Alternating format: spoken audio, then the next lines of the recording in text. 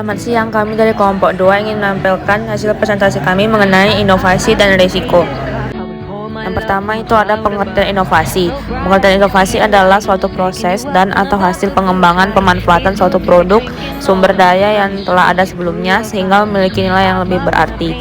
Dapat kita lihat juga ada beberapa pendapat para ahli mengenai inovasi. Selanjutnya dapat kita lihat faktor-faktor pendukung keberhasilan ada 5, yaitu harus berorientasi pasar, mampu meningkatkan nilai tambahan perusahaan, punya unsur efisiensi dan efektivitas, harus sejalan dengan visi dan misi perusahaan, dan yang kelima ada harus bisa ditingkatkan lagi. Kita juga dapat melihat ada beberapa sumber yang bisa mendorong terjadinya sebuah inovasi. Selanjutnya kita juga dapat melihat jenis inovasi yang sering digunakan oleh wirausahaan yang cerdas dalam bisnisnya adalah inovasi produk, inovasi marketing, inovasi proses, inovasi teknikal, dan inovasi administrasi. Selanjutnya yang ketiga yaitu ada proses, jenis, dan sumber inovasi. Yang pertama ada proses inovasi. Inovasi merupakan hasil pencarian suatu kesempatan yang dilakukan dengan sepenuh hati. Proses ini dimulai dengan analisis sumber daya kesempatan yang menjadi objek. Kita juga dapat melihat yang kedua yaitu ada jenis inovasi yang terdiri dari 4, yaitu penemuan, pengembangan, duplikasi, dan sintesis.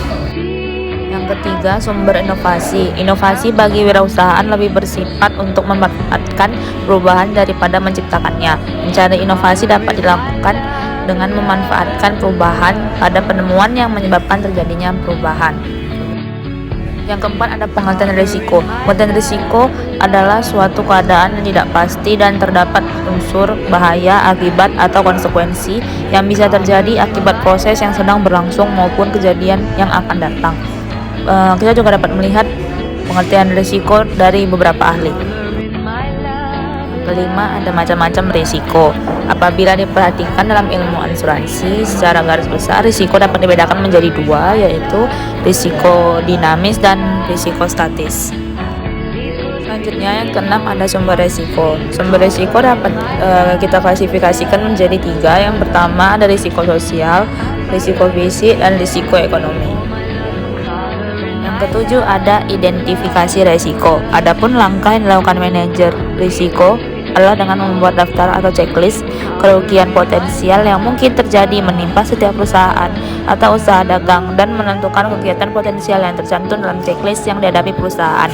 Dapat kita lihat hal-hal yang dilakukan dalam mengidentifikasi risiko. Yang ke-8, pengendalian risiko. Berbagai penemuan, mulai dari barang elektronik, kendaraan, hingga dunia digital membuat hidup manusia semakin mudah. Namun penemuan-penemuan ini juga berisiko. Setiap inovasi memiliki risiko tersendiri yang dapat muncul dari teknologi yang digunakan maupun hasil penggunaan. Oleh karena itu, persiapan perlu dilakukan secara tepat untuk mencegah dampak buruknya. Dapat kita lihat hal yang perlu diperhatikan dalam mengendalikan risiko berinovasi. 9. Penanggulangan risiko. Dalam menghadapi kemungkinan timbulnya risiko atau kerugian tersebut, maka perlu dipertimbangkan beberapa hal, yaitu apakah telah diadakan analisis terhadap risiko yang mungkin timbul dalam kegiatan usaha dagang, usaha-usaha apakah yang dapat dijalankan dalam mencegah timbulnya risiko. Yang ketiga, apakah kemampuan keuangan perusahaan atau usaha dagang yang cukup memadai untuk menghadapi kemungkinan timbulnya kerugian yang cukup besar. Dan apakah perusahaan atau usaha dagang telah mempunyai insurance plan atau perencanaan asuransi ataupun belum.